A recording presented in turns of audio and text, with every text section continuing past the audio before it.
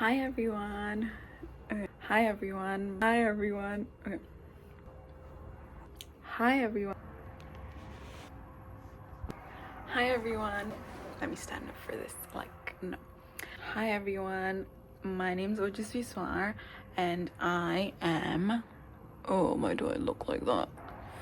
Hi everyone. Hi everyone. I am Ojasvi Swar and welcome to my first ever YouTube video, which I don't know if I'm gonna post or not.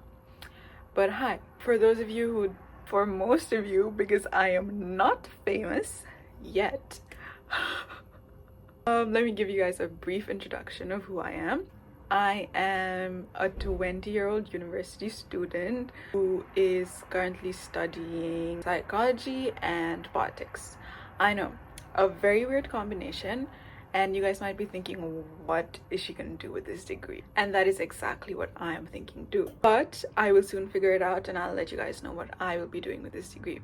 But anyways, I'm a freshman, so I still have a long way to go, hopefully. But I wanted to make this YouTube video, but as you guys can probably tell, this is my first time ever. I wouldn't say ever, but this is my first time actually making a serious YouTube video. Yeah, so excuse my mistakes, excuse bad audio quality, excuse I don't know, excuse everything for now. Just listen to what I have to say, which you guys might probably think is irrelevant, and probably a lot of marketing experts might find this very weird because it's my first YouTube video and I'm starting it by talking about a very specific topic that only a specific audience can relate to. Wait, I forgot something. Before we get into the topic of this video, you guys might be thinking, why is this random girl just speaking in front of my camera? Like, what makes her think that she could just come in front of a camera and speak and I'd listen? You don't have to listen. Like, you really don't. Because my entire life, I've been told that I'm a very boring person. And I've learned to accept that, so you don't have to feel bad. Like, I've learned to accept that, and I don't think it's bad that I'm a boring person. Like, but I need to get to the point. The point was, why am I making a video like this?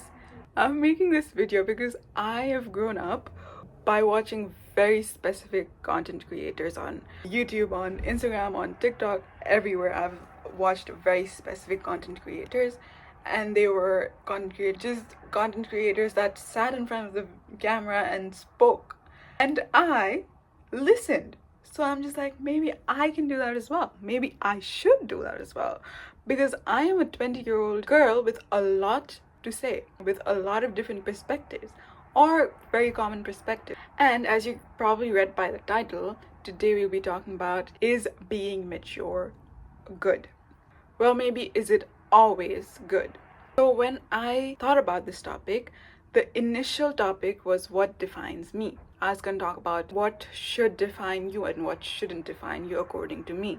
But I tried to define myself, and the only thought that came to my mind, or the initial thought that came to my mind, was being the oldest daughter. That has become one of my identifications, that I am the oldest daughter. And yes, I am. I'm the oldest daughter of my family, and I have 2 younger siblings. When I thought about being the oldest daughter, the only phrase that comes to my mind is, everyone around me has always told me that I've been too mature for my age, or I've been too I don't know what I just did to my camera, but yeah, so people have told me that I've been too mature for my age. And I personally have always taken this as a compliment. I don't know if you guys ever take this as a compliment, but I have personally every time taken this as a compliment. And I've always thought, I still think it's a compliment. Now, is it a very good thing to be mature for your age? In some aspects, yes. In some aspects, no. Let's get into the good aspects first, because wow, that was not even in place. But yes, so is being mature for your age a good thing or a bad thing? Let's get into the good things. So the good things about being mature for your age are the amount of compliments you receive. That's been one of the greatest aspects of being mature for your age, because all my relatives, all my uncle, all my aunts, they've always complimented me about how mature I am and how responsible I am, which has always made me feel great, made me feel amazing, made me feel responsible and mature. It is also good that I was always mature for my age, because even now there are certain decisions that I make that might not be the same as people my age would make, and that makes me feel kind of mature for my age. I don't even know if I'm making any sense right now. Now let's get to the negative aspect of being mature for my age. So I was recently watching a podcast. It was by Madeline, and she basically says that every room she's gone to, everywhere she's ever gone to, she's always felt like a child. Now, I don't know if she was talking more about a physical aspect or a personality aspect or anything, but when I first heard that, I was like, wait, that is such a different perspective than what I have about myself. Every room I've ever gone to, I've always felt like an adult. I've always felt like the adult, no matter my age. Even when I was like 10 or something, I've always felt like the adult. And this brings me back to my topic of being the oldest daughter. This is because I was the oldest daughter. And ever since I was like, 4, I've had this sense of responsibility to take care of my little sisters, or I've had this sense of responsibility to be someone that my sisters can look up to, which is someone who's responsible, someone who is good, someone who does not do bad or mischievous things, like things any child would do. So every room I've gone to, I've never felt like a child. I've always felt like an adult, even when I was a child. And this made me realize, is being mature for your age actually that good? Like, is it actually as good as people make it sound? Because see, I've never ever in my life had experiences of being a certain age. At least I think so. And by life experiences, I mean life thoughts. Because yes, experiences I have gone to high school, I've gone to middle school, I'm in university as a 20-year-old, and I feel like these are common experiences people have at my age. But what I mean by life experiences are the thoughts that I have during that age.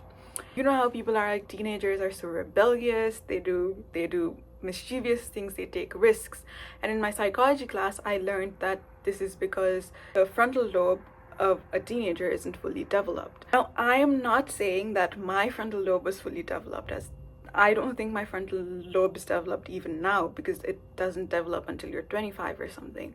What I'm saying is, I never as a teenager was rebellious. Like, ask my parents, ask anyone. I have never been rebellious. And I'm just like, I never took risks as a teenager. Was my frontal lobe developed?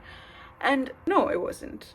Even when I had the thoughts about being rebellious, like, I'd be like, no, I'm the oldest child, I am supposed to be mature, I'm not supposed to be doing stuff like these. Like, even with my cousins, when my cousins' parents and my parents, they were very strict about eating junk food, and when my cousins used to suggest eating junk food, I'd be like, no guys, ask your parents first.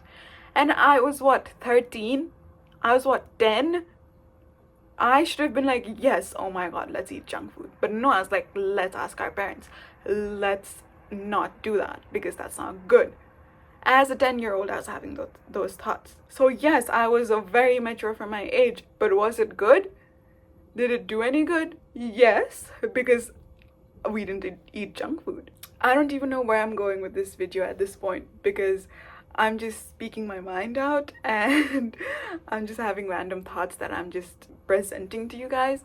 But so what should you do? There's no way I'm getting to become a rebellious 13-year-old again. I cannot go back to that part.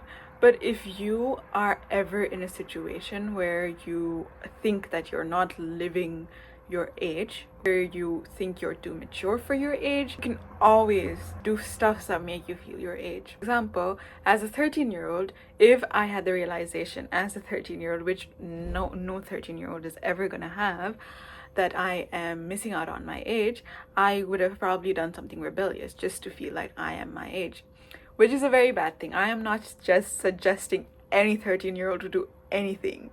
Okay, do everything at your own risk. Please don't say that I inspired you to do those. What I'm saying is basically that as a 20-year-old, if I don't feel like I'm living up to my age, or if I'm being too mature for my age, anytime I feel like that, I do something a 20-year-old would do, which is going out with my friends. Going out with my friends on a Friday night. Like, isn't that what a 20-year-old would do? Doing just random stuff with my friends that my parents wouldn't do because they're not 20-year-olds, you know, if that makes sense. And yeah, that just has made me feel more of my age. That has just made me feel more as like a 20-year-old. And I suggest that those are what you can do if you want to feel your age. And let's conclude this video because I don't want it to be too long. But in conclusion, is being mature good or not? Is being mature, specifically, is being too mature for your age good or not? Yes, it is, because of the compliments you receive and because of the right decisions you make as a kid that makes you have a brighter future. Yes, it probably is. But do you miss out on being a kid? Yes. Yes, I am admitting that I missed out a lot on being a kid just because I was the oldest daughter and I had always been more mature for my age. So it is bad in that aspect. But I am very grateful for being the oldest daughter. I am very grateful for being the mature one always, and I could never imagine anything being different. I am grateful for my sisters and everyone in my family that made me feel mature for my age. Yes, I don't even know what I said in this video. I don't even know if I'm going to be uploading this, but if I do, then thank you so much